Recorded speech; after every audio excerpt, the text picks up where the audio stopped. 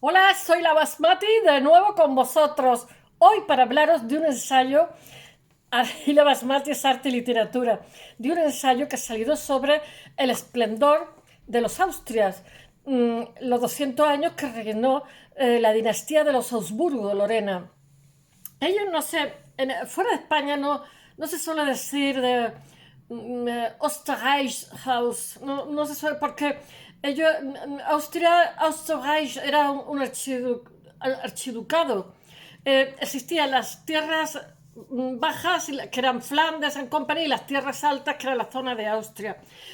Bueno, hay una serie de Austrias que llaman Austrias mayores, que son pues Carlos I, que es hijo de Felipe el Hermoso, que se casa con Juana, que no estaba loca, que por intereses se le guardó allí.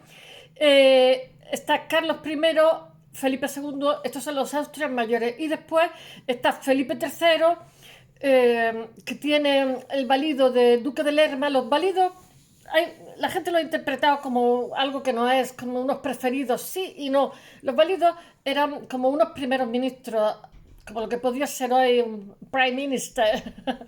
y lo que hacían era coordinarse con el rey, y porque había que atender muchísimos temas de los que el rey era desconocedor. Bueno, Felipe III tenía al duque de Lerma de valido. Después está Felipe IV, estos son los Austrias menores, que tenía el valido el conde duque de Olivares, que hizo una represión en Holanda tremenda. Y después hubo una especie, porque en 1616, no me acuerdo. Bueno, ya sabéis, a ver, tengo que pensar cuándo fue Lutero, cuándo puso en las puertas de la iglesia, la catedral. Bueno, el hecho real es que hay Carlos I vence en Mühlberg, y después, pero siempre va a haber unos tiros y afloja. Toda esta época. Bueno, voy a acabar de deciros los reyes, porque si no me voy a poner a hablar de uno y de otro. Después está el conde duque de Olivares, que después hizo una represión muy fuerte en Holanda. Y después el hijo de la duquesa de Alba, el que es jinete, dice que cuando estuvo entrenando en Holanda no lo hacía con su nombre, de un nombre falso, pero decía, como parecía que mi apellido me funde. Bueno, después está Carlos II, que tiene de válido al conde duque de Medina Almadina Coeli. Bueno, se declara oficialmente, estoy pensando en la etimología. España, en este periodo, vamos a ver una cosa, los tres menores, o sea, los mayores son Carlos I, Felipe II, y después está Felipe III, Felipe IV y, ¿cómo se llama?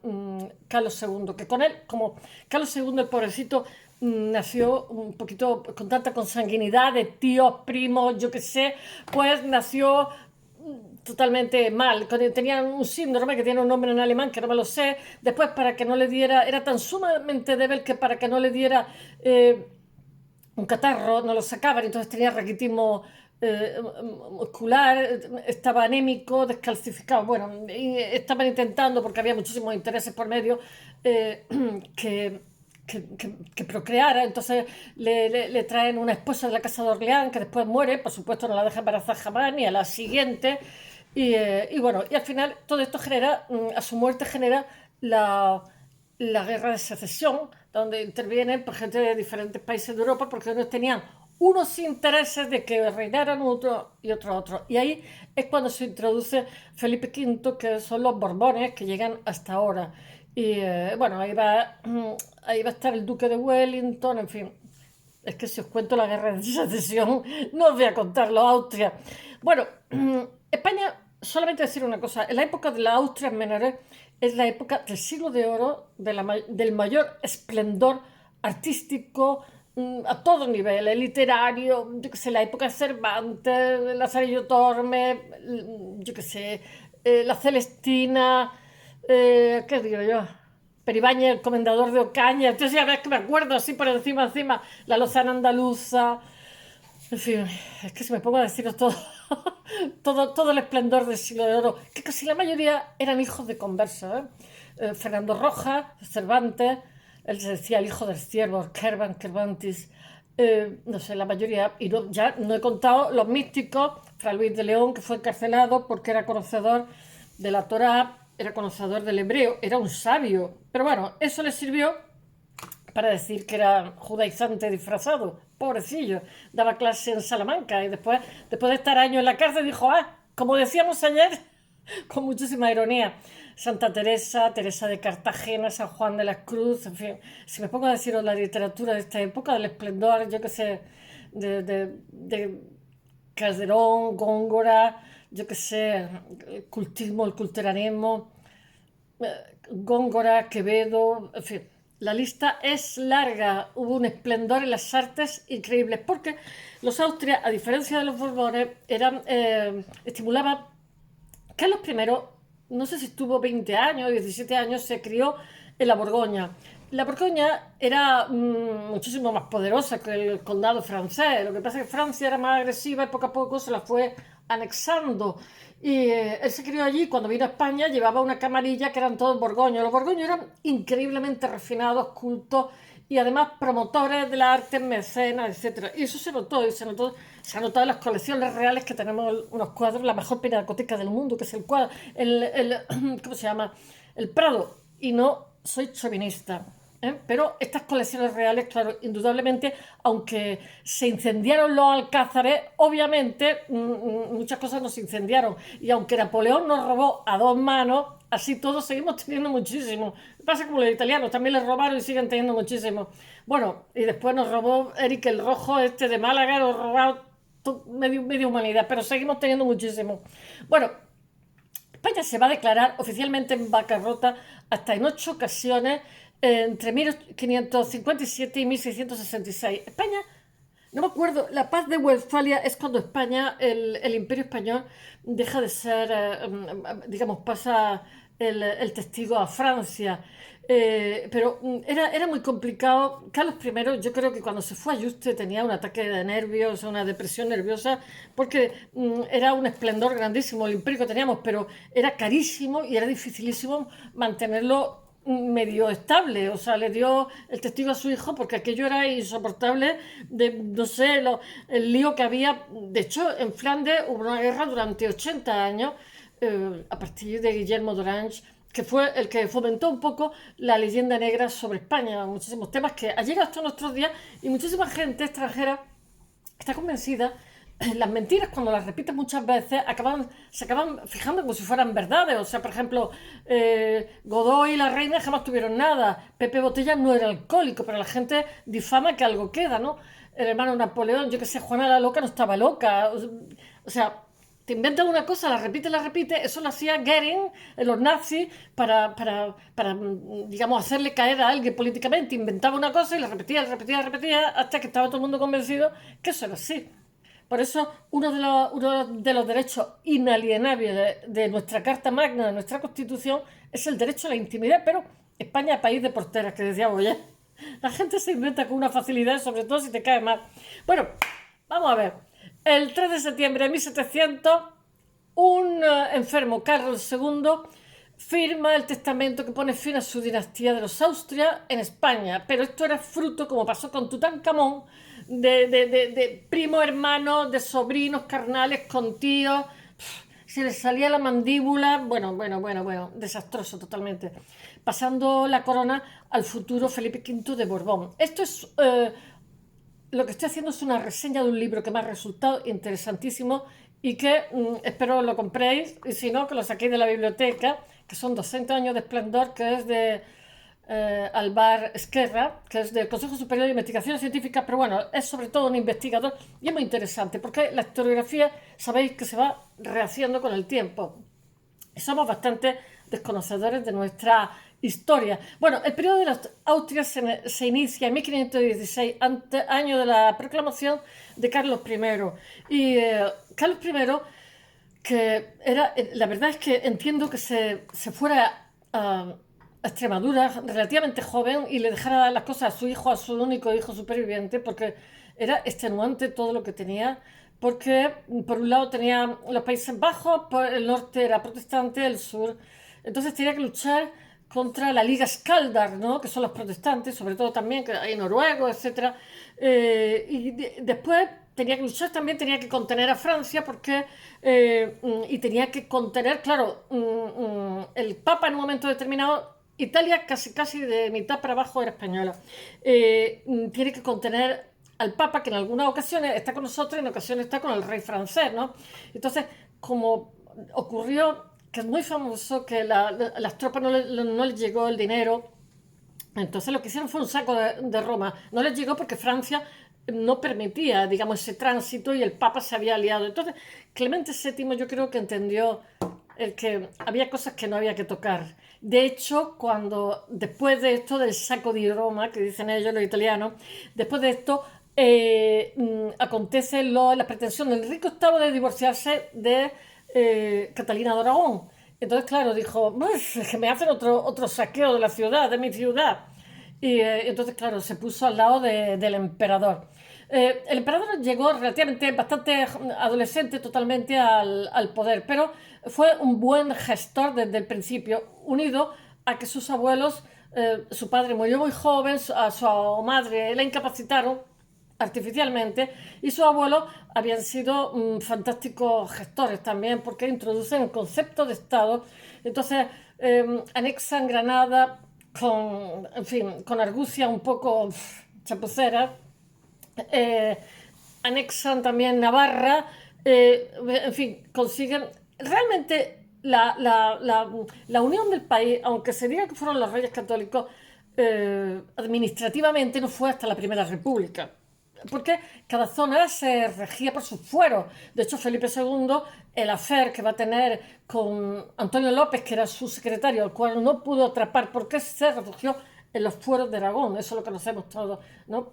Entonces, España, por una serie de motivos, o sea, Carlos I se va a casar con Isabel de Portugal, y, o sea, los territorios eran grandes porque había heredado por una parte Borgoña, por otra parte, parte del condado francés, parte de Italia, el Mediterráneo, porque Aragón se repartieron Castilla y Aragón, Castilla se quedó con América y Aragón se quedó con el Mediterráneo, ¿no? Todo lo que les venía de los tres támaras tuvo una herencia gigantesca, ¿no? Después los portugueses y españoles pactaron para, o sea, los castellanos pactaron para dividirse América, ¿no? Y bueno, realmente los Países Bajos, Flandes les daba tres veces más riqueza que le daba América, porque América tenía un potencial monstruoso, pero estaba poco poblada y además de eso había que hacer una inversión magna, quitando que había un viaje largo y difícil, peligroso, porque era un océano, mientras que los Países Bajos estaban relativamente cerca. Pero bueno, en los Países Bajos hubo que hacerle frente a tantas cosas como, por ejemplo, en el caso de Carlos I, contener a los turcos en el Mediterráneo, que fue Lepanto, yo qué sé, por los austríacos también tenían que limitar a los turcos, la invasión turca por ahí, que más tuvo también que luchar contra la República de Venecia, tuvo que luchar mucho contra Francia, tuvo que luchar también contra, por eso digo que era carísimo mantener la frontera de este imperio, tuvo que luchar también mucho con los protestantes que estaban en pie de guerra, y que la guerra duró 80 años, fue una guerra larga. Y después estos Austria, estos Österreich, que dicen ellos, Augsburgo, pues después tuvieron con Inglaterra pues la Armada Invencible, o sea, UK, que fue una derrota, pero más fue una derrota. Pero eso con Elizabeth the Queen, fue más una derrota de una mala táctica y una mala suerte, porque realmente las batallas hasta tendrían que haberla ganado porque era un ejército magno lo que iba ahí, pero ellos tienen el Mar del Norte, tienen un mar muy bravo y coincidieron, yo qué sé, tormentas, etcétera, y fue desastroso. Después, por otro lado, tuvieron la expulsión de los judíos. En todos estos austrias tuvieron la expulsión de los judíos que descapitalizó, porque los judíos eran los plateros, eran muy buenos inversores, muy activos en cuestiones económicas, y después estaba también la expulsión de los moriscos, que también eran buenos médicos. Los judíos eran buenos médicos y buenos abogados. Los musulmanes eran buenos médicos también, los hakim, y sobre todo tenían una agricultura muy pujante porque tenían la herencia ellos son la unión, el Islam es la unión de la herencia greco-latina con el creciente fértil aprovechamiento de los bienes escasos, como en el caso del agua, como el agua, y por eso en el sur hicieron una agricultura muy maravillosa, llena de acequias, y bueno, y su influencia fue grande porque en nuestra literatura tenemos de las mejores líricas del mundo. Ellos son la mejor lírica del mundo por su religión, por su herencia, los semitas en general, ¿eh? Y bueno, ellos dejaron un legado simplemente excepcional. El 25%, es decir, una cuarta parte de nuestra lengua española es árabe. Cuando decimos Ipsalá, digo, ojalá, estamos diciendo Ipsalá, yo que sé, alacena, almohada. Todas estas huellas se ven mucho en los apellidos, por ejemplo, los apellidos de toponimia que son, yo qué sé, Córdoba, Toledo, Benavente, etcétera, son todos apellidos judíos, los oficios también, y después también había apellidos judíos que eran de cosas, como mesa, cosas así, ¿no? Y también después cuando se convirtieron se ponían como nombres, apellidos muy rimbombantes, Santa María, no sé qué, y después hay apellidos también árabes, muchos que son como por ejemplo aquí en Andalucía, ¿no? Como Muley, que significa Muley, Hassan, o sea, señor, es un señorío. En fin, tenemos esta fusión entre judíos, moros y cristianos tan increíble y tan maravillosa, porque todo es un legado increíble, todo, o sea, somos el resultado de un aluvión. Bueno, y a veces cuento lo de Austria. Bueno, ¿por dónde iba yo? Que los austrias se inician en 1516 con la proclamación de Carlos I de España, quinto de Alemania, y llega hasta 1700, fecha el fallecimiento de Carlos II. Él aprendió perfectamente nuestro idioma en poco tiempo, pero fue Carlos I muy criticado cuando llegó aquí porque traía una camarilla, digamos, como si dijéramos de preferido, a los cuales colocó que eran todos borgoños, que eran refinadísimos. Además, era una república que estaba muy bien gestionada, estuvo muy bien gestionada siempre. Lo que pasa es que Francia era más agresiva, se la fue comiendo poco a poco. Bueno, es sin duda la época de mayor esplendor de la historia de España porque los Austrias, los Habsburgo, eran muy cultivados. Esa sería la palabra. Y bueno, hay un señor, que es lo que quiero hacer la reseña, que se llama Alfredo Álvarez Guerra, que ha escrito un libro que se llama Austria, Imperio, Poder y Sociedad, que la editorial es La Esfera de los Libros. Y es totalmente recomendable, puesto que os cuenta esto, pero mejor que yo. Bueno, a mí me ha encantado. El subtítulo concreta las intenciones de cómo España se convierte en la gran potencia global. Dice el autor, os voy a contar muchas cosas que dice el autor, dice, es la primera vez que se hace una interpretación de España de los Austrias fijándonos más en los agentes sociales que en el devenir histórico. Claro, están desarrollando la historiografía, o sea, estamos observando desde otra perspectiva, desde otro ángulo. Dice, no es una historia de las Españas de los Austrias, sino del ejercicio del poder y su aceptación en la España de los Austrias. Bueno, su etapa es la base de lo que llega, pero aclarar es difícil distinguir la labor entre la de Isabel y la de Fernando. Fueron muy inteligentes. Isabel muere primero. Él había tenido hijos con montones de mujeres. Bueno, montones no, pero unas cuantas sí. Y después se une a la reina Germana, que en Valencia hay una avenida que se llama así, Reina Germana, Germana de Foch, ¿no? Entonces, si el hijo de Germana de Foch murió, Juan, hubiera sobrevivido, ahí hubiera habido un tema, porque le hubiera pertenecido hubiera roto, digamos, como el equilibrio que se estaba estableciendo. Dice, es que de esto os podría contar, de cada rey os podría contar montones de cosas, porque geopolíticamente un matrimonio de otro suponía que la balanza se inclinaba más por aquí o más por allá. Bueno, dice el autor, son tan inteligentes que desde los pactos de Navidad de Segovia de 1474 a 1475, se refiere a los reyes católicos, se apoyan recíprocamente, eran muy inteligentes. Se busca un fin común, fortalecer la monarquía para que esta potencia redunde en el bien de sus súbditos. Era el concepto de Estado, fuimos el primer Estado de Europa. La experiencia en Castilla y Aragón de una monarquía débil tiene nefastas consecuencias por ellos conocidas. Es necesario domeñar a la aristocracia levantisca. Así están cuando se acaba con la conquista de Granada, se adopta la decisión de expulsar a los judíos que no se quieren convertir. Aparece Colón con su tierra vista o Nebrija. Es que la Inquisición no ha sido bien entendida. La Inquisición se hizo para los judíos que fingían haberse convertido al cristianismo, no sé qué. Lo que pasa es que después la Iglesia hizo de mangas capirotes y la utilizó para otros temas que eran temas civiles y no temas religiosos. Y ahí, pero no hubo más de 400 juicios, procesos, perdón.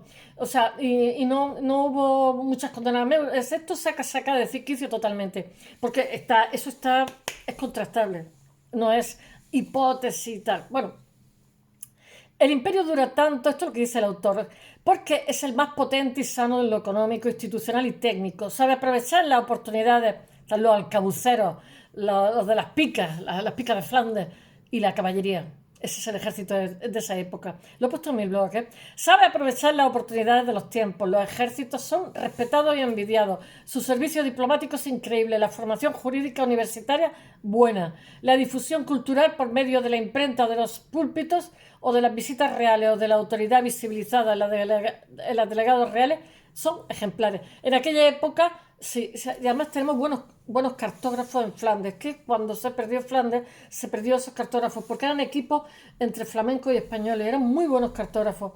En aquella época, tened en cuenta que en aquella época no había GPS, en aquella época en la que las personas como Lázaro de Tormes, Guzmán de Alfarache, la picaresca, literatura picaresca, se mezclan con bachilleres y doctores. La corrupción de Lerma y su allegado es un hecho. Hay jueces que le plantan cara. Lástima que políticamente unos quisieran quitarlo, para ponerse a ellos, claro. A Rodrigo de Calderón lo degollan. A Pedro Franqueza le juzgan por más de 400 delitos. Y Lerma se viste de colorado para no morir en la soga. Las consecuencias de Don Quijote o de Cervantes a Sancho no son frutos del aire, sino de un tronco cultural de pertenencia. Bueno, este señor se llama Álvarez Guerra, pertenece al Consejo Superior de Investigaciones Científicas, es experto en el siglo de oro y dice también, los diplomáticos de entonces, estamos en plena época de los Austrias, los diplomáticos de entonces son individuos, y además menuda pintura había. Velázquez and Company, los diplomáticos de entonces, Tiziano con Felipe II, bueno. Menudo, los flamencos, Van Eyck, en fin, me pongo a hablar de pintura. Los diplomáticos de entonces son individuos de todos los territorios del imperio que sirven a los intereses del rey de España. Por tanto, salvaguardan tanto los intereses del rey de España como sus territorios del imperio. Porque los reyes son los soberanos, los diplomáticos son los mismos castellanos que aragoneses, que borgoñeses. La sombra del rey. Hay embajadas permanentes y misiones especiales. La capacidad de pacto político internacional es arrolladora. Un mundo de información único. Esto ya es muy moderno. Estamos en pleno siglo XVI. La reciprocidad es también enorme. Los diplomáticos mantienen el contacto directo con el rey y, en su caso, con el Consejo de Estado. De ahí que su correspondencia sea riquísima. Claro, afortunadamente. Porque eso hay que revisarlo. ¿Por qué se vivió en paz en la península desde los años 20 del siglo XVI hasta la década de 1640? Dice el autor. En España, las coronas de Castilla y Aragón, salvo los levantamientos de las comunidades de les Germaníes, los valencianos, o las alteraciones del año de 1590, no va a pasar nada hasta 1640. Tanta represión había o tanta conformidad porque se apreciaba un horizonte.